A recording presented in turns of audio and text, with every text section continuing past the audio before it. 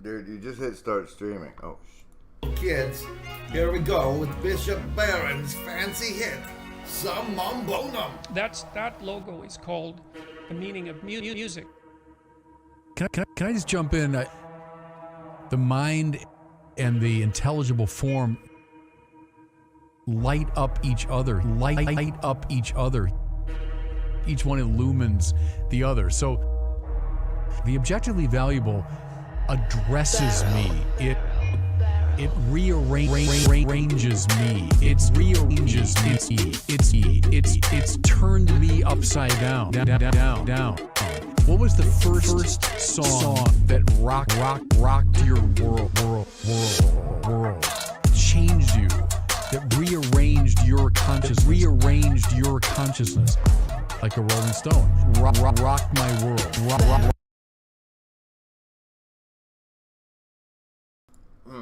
I actually can't run that too long because I'm pretty sure that's from the days when Pet Cow used copyrighted beats. Hey everybody, welcome. This is the Grim Grizz live stream special bonus Friday bonus edition. I'm making it. I last week I didn't do one on Friday, so to stay consistent, all I had to do was Thursday. But look now here for you, a bonus one. We're gonna do the savings throws here in just a second.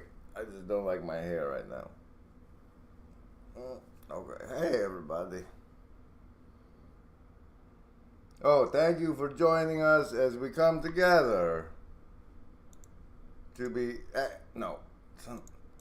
Thank you for joining us as we come together to be virtually not alone. I'm your host, Griswold Gaius Grimm of the First LARP Ingression Protocol. And remember, Embody, there is no agency. You're here to meet yourself. What? I don't know. No idea.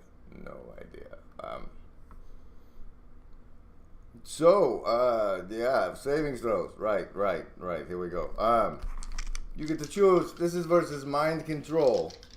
And you get to choose survival, social, wisdom. It's Wisdom Day in the Rainbow Warrior program. Or heart. You get over a 10, you take half damage from the mind control. Ready, set, choose! Ooh, survivalist with a nat 1. Gonna be a rough one for you today. Socialists with the 3. Lovers of wisdom, a 9. Hope you got that bonus. Hard folks, though. Double that to an 18. Way to go. You're gonna be safe.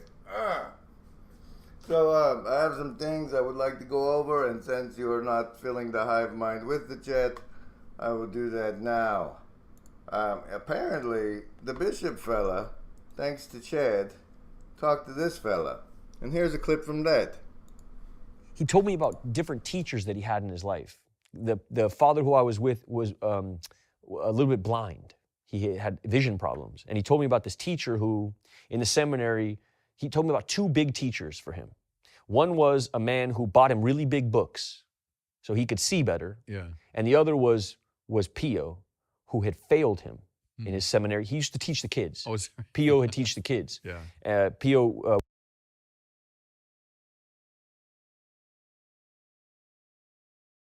All right, I'm getting some notification about my bid rate, so I'll be right back. Did that work? Did it work? Are we okay? All right. Did I fix? No! Open that back up. What are you doing? You clicked the wrong thing. Hey, look, the chat supposedly works. Let's test that out. Hey, look, it's a monkey and a stop monkey sign. Stop monkey. Make a chat. I don't know. Oh yeah. Okay, so here's the clip I was running before all that. would catech her away. And he said, he told me about different teachers that he had in his life. The father who I was with was a little bit blind. He had vision problems. And he told me about this teacher who, in the seminary, he told me about 2 big teachers for him. One was a man who bought him really big books so he could see better. Yeah. And the other was Pio, who had failed him in his seminary. He used to teach the kids. Oh, Pio had teach the kids. Yeah. Pio would catechize the youth and walk them into postulancy. He was the one who was like man on the ground, dealing with the new recruits, as you would say. And they had a curriculum, and you could fail the curriculum if you didn't study. So he was flunked by Padre He was Pio. flunked by Pio. And this is a blind man, right? So, and he at first he thought this is completely heartless. How do you flunk a blind man? And it was as if he heard Pio say, "You can do better." Yeah. And it motivated his life. He's now one of the head friars there. One of the most respected, most beloved old dudes in there. And he sort of also welcomes everybody in. He's after Mass. He the same guy I'm talking about. He goes and walks into the laity and he raises his hands and they all come around him and they kneel around him in a circle and he prays for everybody. They love him. The whole neighborhood loves him. But he was the one who said, the two teachers that mattered to me was this really giving, soft approach that identified like my problem and like was soft with me, bought me the big books. And then there was this Pio influence, which was holding me to account. He and was had tough. he had certain ambitions. He was tough.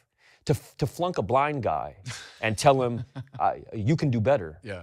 It requires a certain kind of a person who can see more in you than you can even see in yourself. And so this is kind of the energy that he had. And so there's scenes in the movie that, with him cursing in confessional and stuff like that, James really loves. Father James loves those scenes because they introduce a certain. He was tough in the confessional for sure. Yeah. That's well attested, right? They didn't take a lot of guff in the confessional. No. If someone's playing around like Father. Hey, I'm not gonna take any guff in the hive mind chat either, Magic. Hey, Magic. Yes, virtually not alone, all at the same time. Thank you for joining us on this Friday bonus edition live stream. Special thanks to the Shadow Cabal of production executives that make this all possible. I'm your host, Grimgriz, and go away, chat box. Not the box, just the part where I'm supposed to be typing in it. You know what? Why is that there? You're embarrassing me.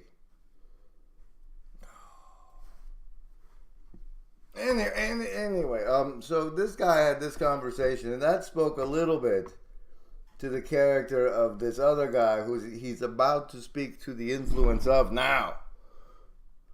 So here's that part at 4103. Here are my sins. And Padre.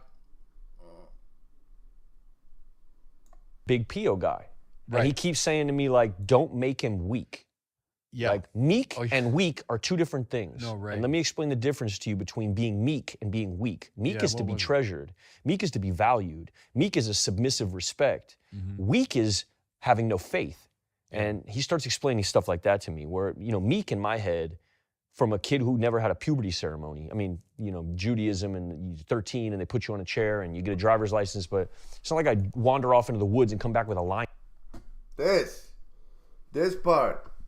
This is like the God mask I talked to Karen about, and I'll put the talk with both me and Karen and me and Paul as the fancy things at the end of the video. But this is an important point I would like you to raise with people who have a voice and do not raise it, because it's one of the key flaws in our society, I think. And even this guy saw it, Having no faith. And he starts explaining stuff like that to me, where, meek in my head, from a kid who never had a puberty ceremony. I mean, Judaism, and you're 13 and they put you on a chair and you get a driver's license, but it's not like I wander off into the woods and come back with a lion's head. There's no puberty ceremony for a young man today.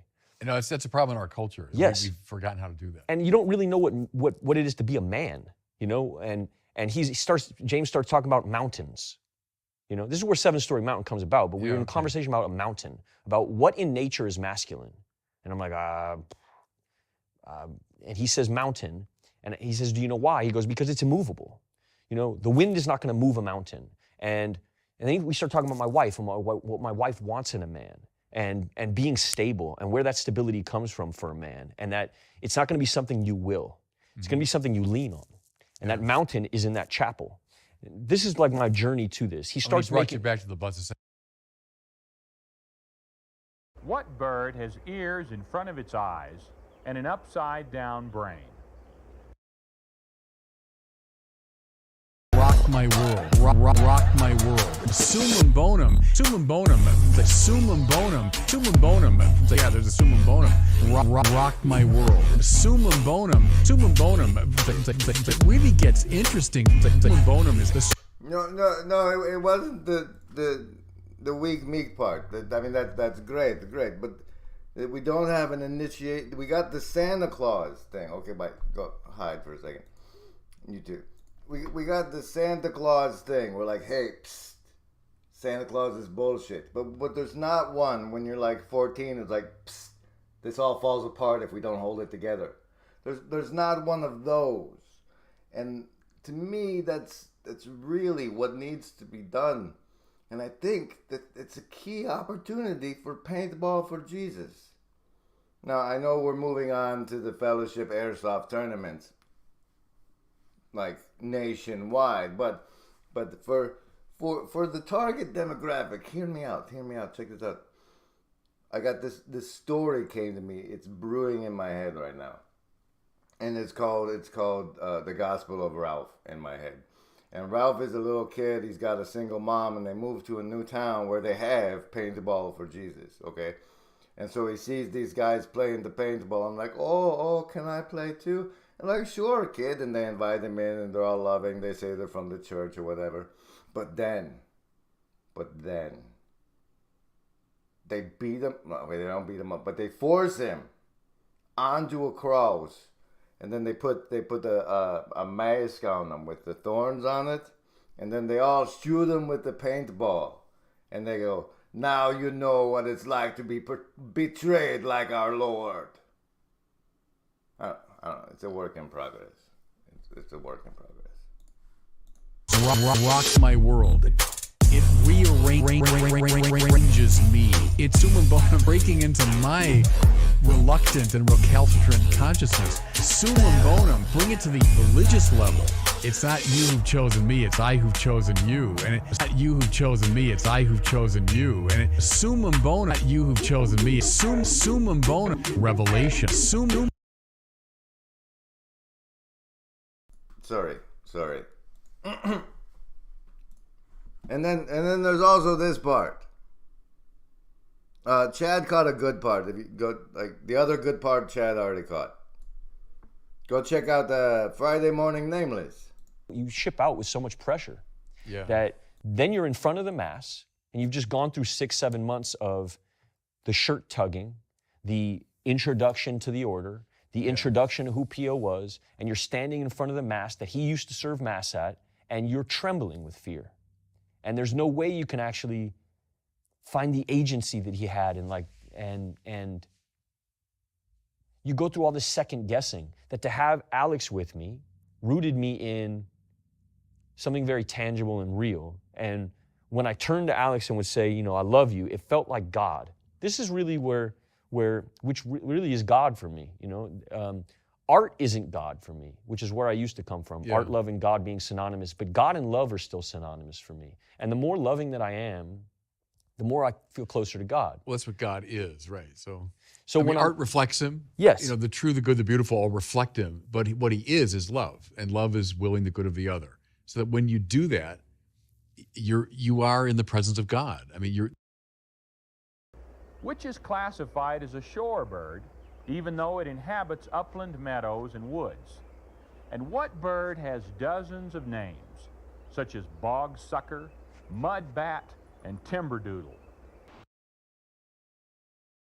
the divine life is surging through you when you truly will the good of the other, which is a very, very rare thing. Because we're so tainted by our ego that even as I think I'm willing that person's good, but probably there's a lot of because I'll get something out of it, right? That's why those moments of when you can return to another human being and say, I love you, or demonstrate that, that's a rare thing. That means God is in you, right? Now, give that away. Keep giving that away, and you'll get more of it, and you'll get more of it. And that's the saints live in that place. Revelation. Stunning objectivity, the good, confronts us, changes us, and it doesn't let us go. And stunning objectivity, the good, confronts us, changes us, and it doesn't let us go. But that's which is the journey. difficult on a film set. Yeah, I imagine. When the camera is on you. Right. It's so easy to get lost in ego when the camera is on you. Right. It takes extraordinary effort to get out. I mean, forget the camera for a second. I wake up in it. My left is my left, my right is my right. You are in front of me. You know, it takes extraordinary effort and it takes real work to get to another perspective. If I don't have a higher power, if I don't have God, you know, if I don't have.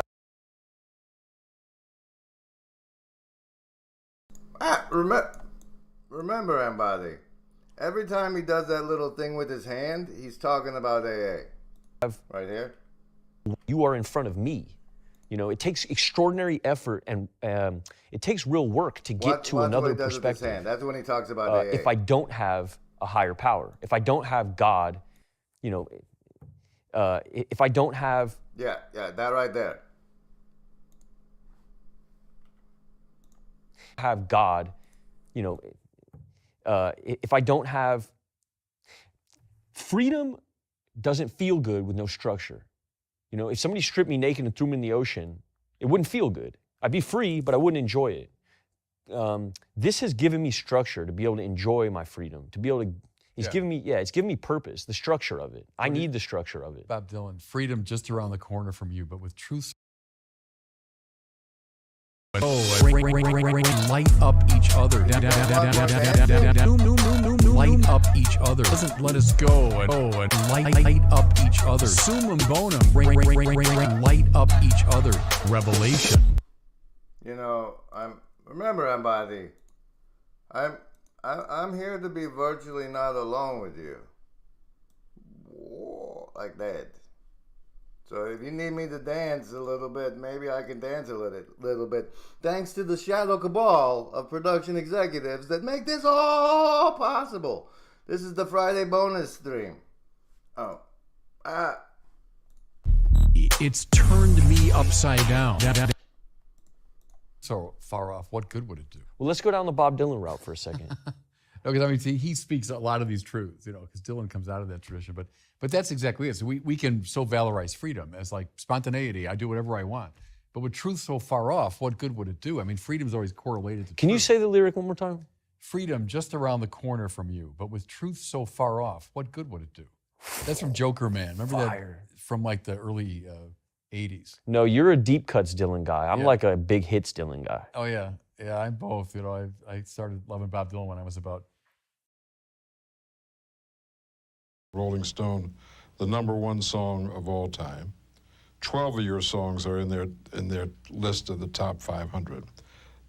That must be good to have as part of your legacy. Oh, maybe this week, but you know, on the lists they change names and you know quite frequently. Really, I don't really pay much attention to that. But it's a pat on the back, huh? This week it is.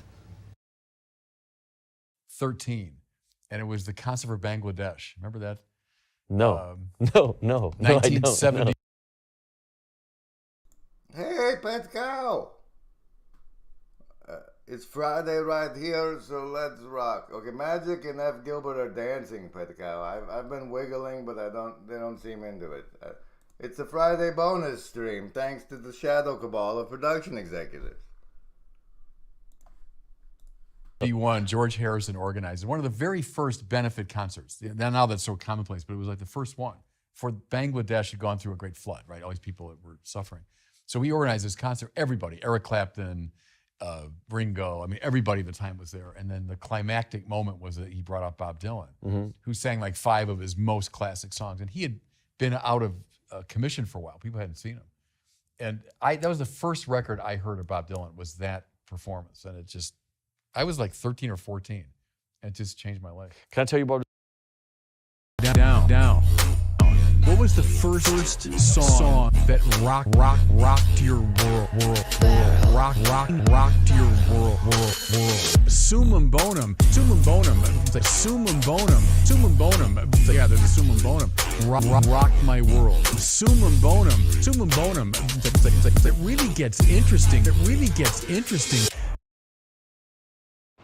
Which animal is ferocious as a weasel, graceful as an otter, and when upset, smelly as any skunk?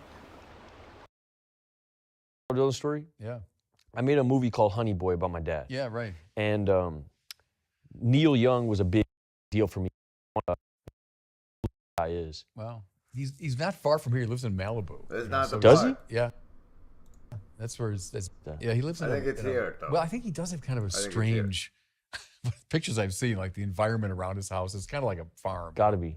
But, oh no, I mean, Bob Dylan, because the thing with Dylan is he does, I mean, so many different things and different styles, but he's someone that knows the spiritual tradition pretty well because he's biblical. Yeah. The Bible from the beginning to end, from the earliest stuff, Hard Rain and all that, all the way to today is the Bible, I think, is the great golden thread that runs through his writing. Well, and as a blues guy, you can't really get into Lead Belly and guys like that unless you're into the Bible. Oh, the blues is all the Bible. It's all Bible. Yeah. But, you know, who's to say how long that's gonna last? Well, it's lasted a long time for you. I mean, you're still out here doing these songs, you know, you're still on tour. I do, but I don't take it for granted.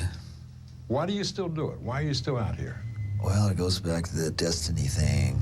I mean, I made a bargain with it, you know, a long time ago, and I'm holding up my end.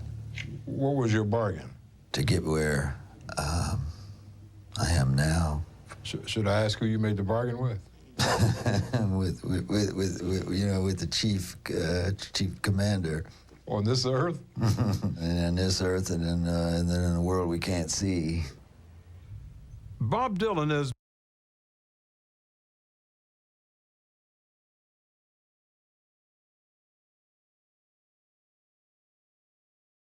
Give up?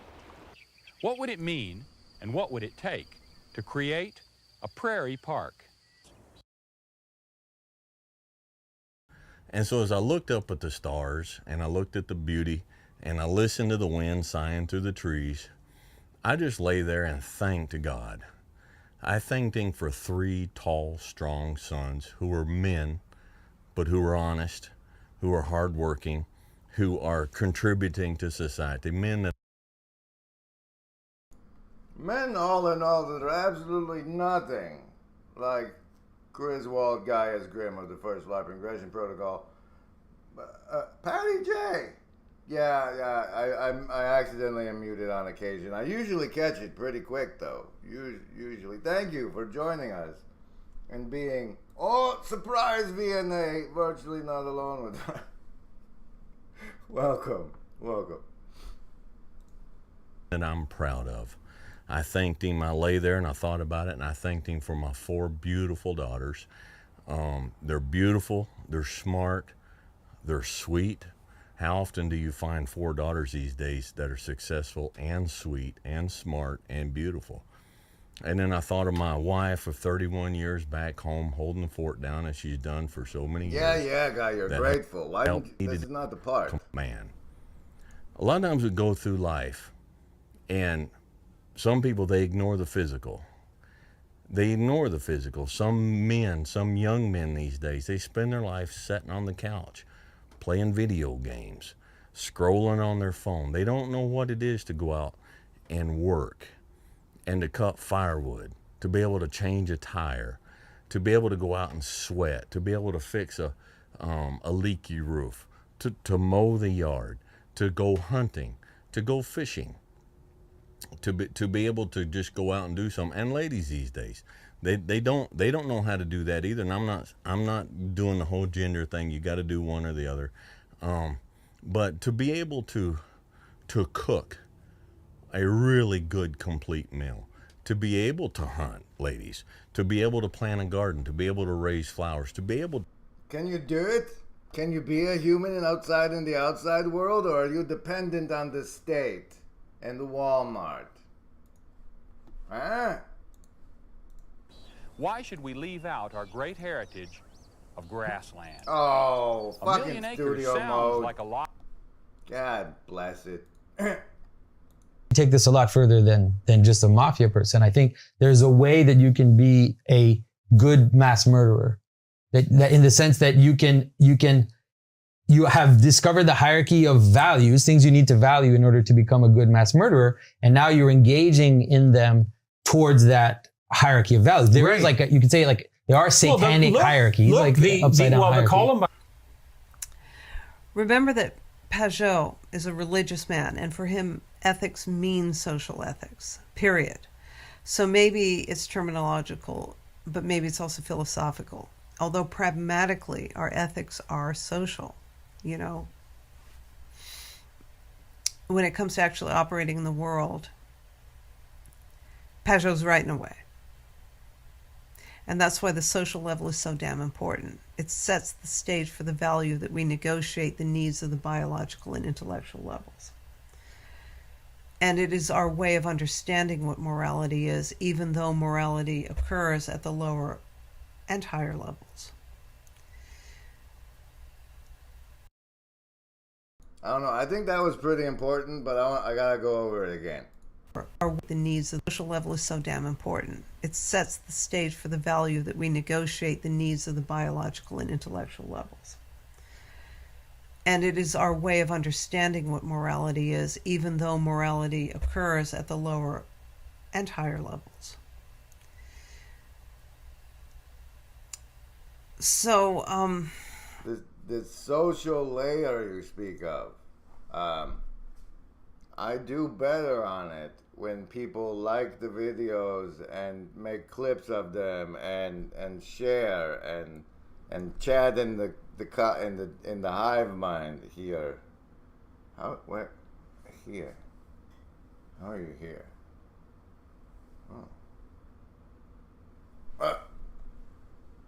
Oh.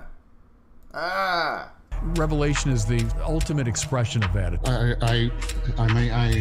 Revelation is the ultimate expression of that. Revelation is the ultimate expression of that. So, anyways, I'm going to leave it at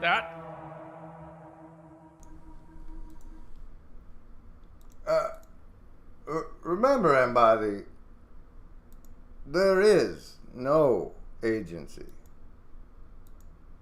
You're here to meet yourself.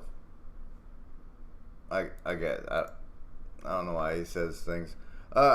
Freedom's lunch with the social does not make the mind. The material becomes idealist, but collectively. Just a random, maybe thought, embedded. I've been... Okay, so there's this bit I don't... should I... Alright, wait.